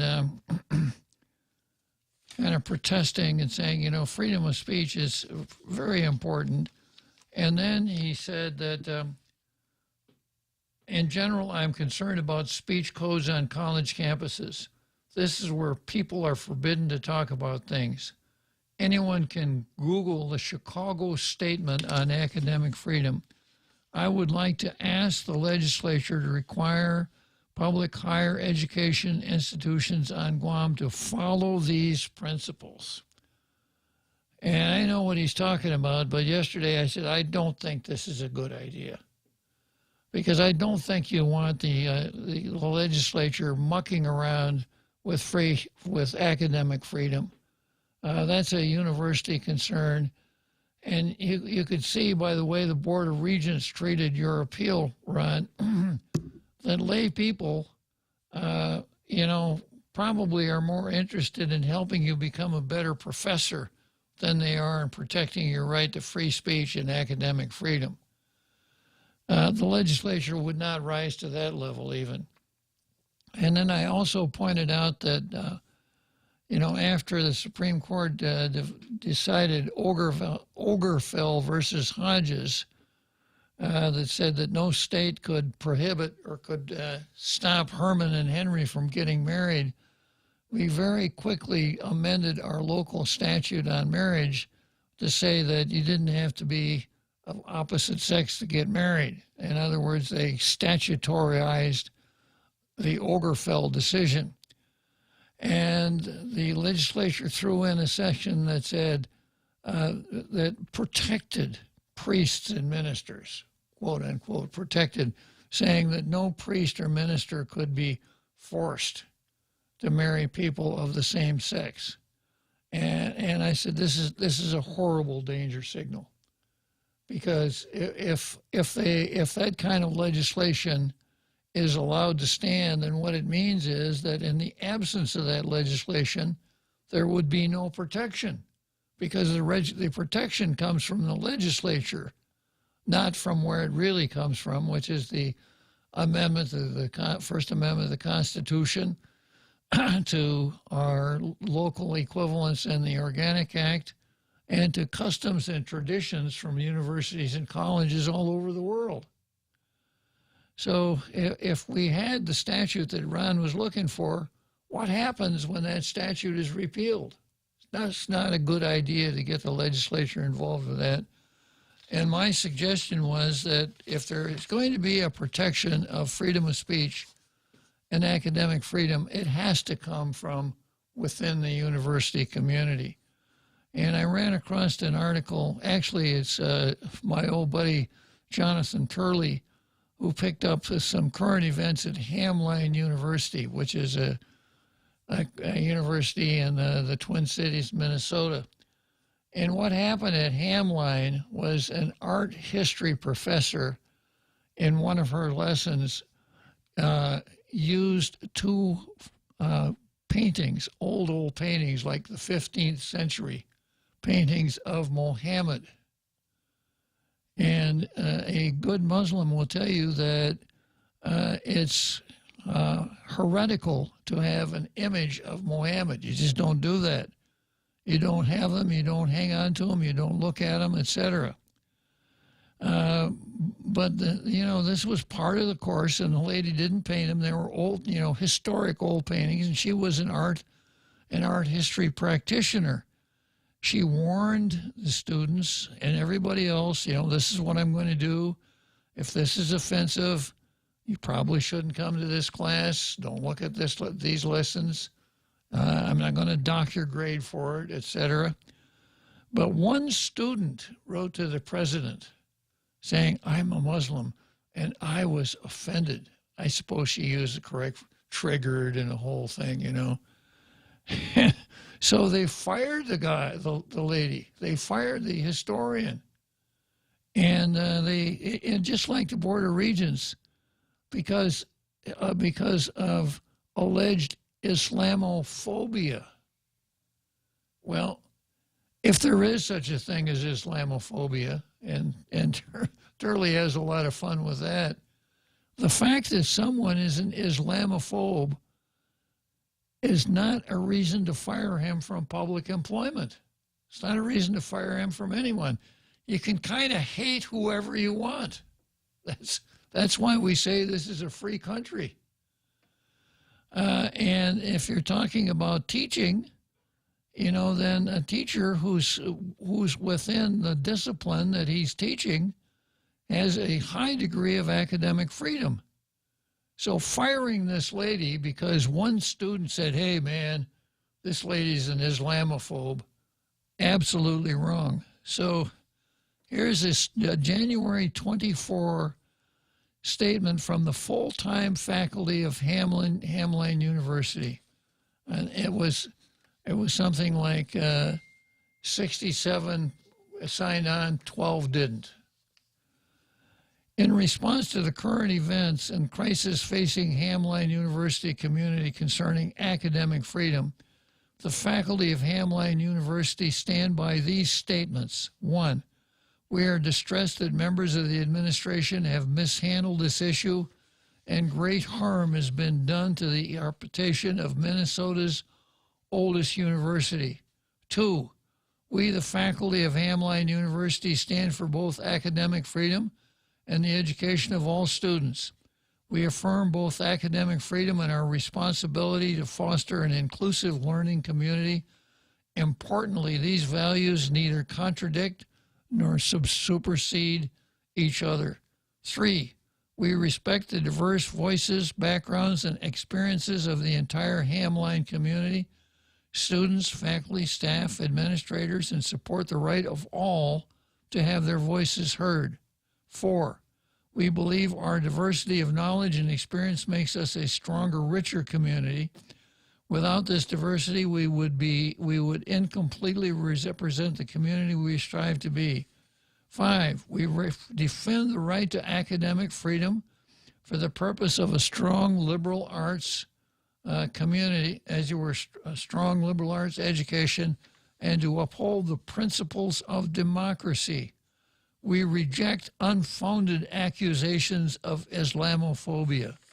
We condemn the hateful speech and threats targeting students and other Hamline community members. I'm going to stop here because I want to spend a little time on this tomorrow. So I'm going to come back to this tomorrow. And let's see if I got a note here for our president today. Probably not. You probably left it next to his Corvette. Right, yeah. He probably has either that or maybe Vice President Pence has got it. Or, wow, I feel kind of left out that nobody's found any confidential materials in this mess that I call my files here. Of course, there might be something in there. I don't know.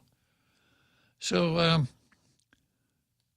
yeah, I didn't bring that along, did I? Yeah, well, anyhow, I'm going to just talk a little bit in journal about this letter without finishing it. And that is that, the champions of academic freedom have to be the people inside the walls of the university. It's not something that can be given to you from outside the university. It's something you have to grasp and fight for and defend vigorously. So, Ron, something like this, I think coming from you would go a long way. Now, I don't know if you've got anybody out there with the intestinal fortitude to join you, but the only way you find out is by giving it a shot. And if you don't, then it kind of doesn't matter how the whole matter turns out as far as the courts are concerned, because if you have to go to court to do it, it's not much of a right. It says the Rory Respicio, well, you know, if you don't like the way I handle FOIAs, take me to court. Yeah, and the government's attorney's fees are paid, and it takes a year. And by the time that the thing is finally resolved, people forgot what the issue was anyhow. So, if there's some fire there, I'm not talking about that organization, that would be my not so humble advice, Ron. I guess it's about time, right, Jose? Let's go, Brendan.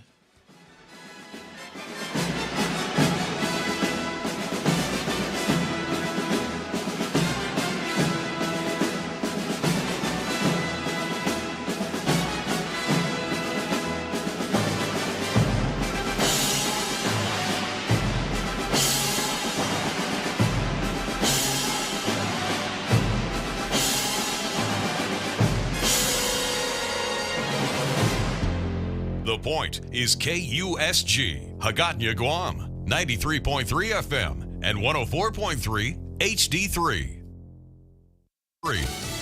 Some senators say they're being stonewalled by the Biden administration. I'm Jack Callahan, Fox News. Members of the Senate Intelligence Committee complaining the Director of National Intelligence has refused to give them information about the unsecured classified documents found in President Biden's home and think tank office. Avril Haines telling the senators who have top secret clearance she couldn't tell them anything while a special counsel is investigating. Committee Chairman, Virginia Democrat Senator John Warner, not satisfied. Regardless of Democrat or Republican, we're unanimous in that this position, that we are left in limbo until somehow a special counsel designates that it's okay for us to get briefed, is not going to stand. Arkansas Republican Senator Tom Cotton says the Senate could block confirmation of any future Biden nominees until they get a look at the documents. Sheriff's detectives in L.A. County still baffled about the motive for the Saturday night shooting at a dance hall that left 11 people dead. They can find no connection between the killer and his victims or the location where it happened. We do not believe the suspect has frequented the dance studio in the last 5 years. Sheriff Robert Luna, Vice President Kamala Harris visited yesterday with relatives of some of the 11 victims. We will always, as a compassionate nation, mourn for the loss and pray for those who survived. Vice President also called for passage of new gun laws. A judge in California has issued an order preventing the state from enforcing the so-called medical misinformation law. It would allow the Medical Board of California to discipline doctors who support opinions about COVID-19 not in line with what lawmakers called contemporary scientific consensus. 5 doctors had sued, saying the law violates their First Amendment rights and impedes communication with their patients. America is listening to Fox News.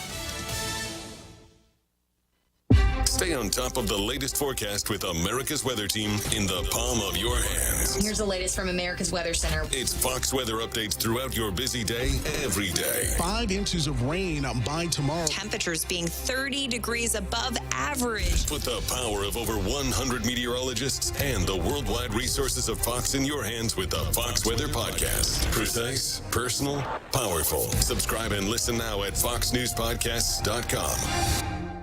Connect to Fox News Audio on the Fox News app. Listen to hear your favorite hosts like Brian Kilmeade, Jimmy Fallon, and Guy Benson standing up for what's right, live and via podcast. Just click listen, then swipe right and hear the latest news updates on your time. And scroll down to hear the latest podcasts from Fox News. And it's even easier to listen in the car with Apple CarPlay and Android Auto. Get programming alerts and notifications. Fox News Audio is on the Fox News app. The voices America trusts. Download it now.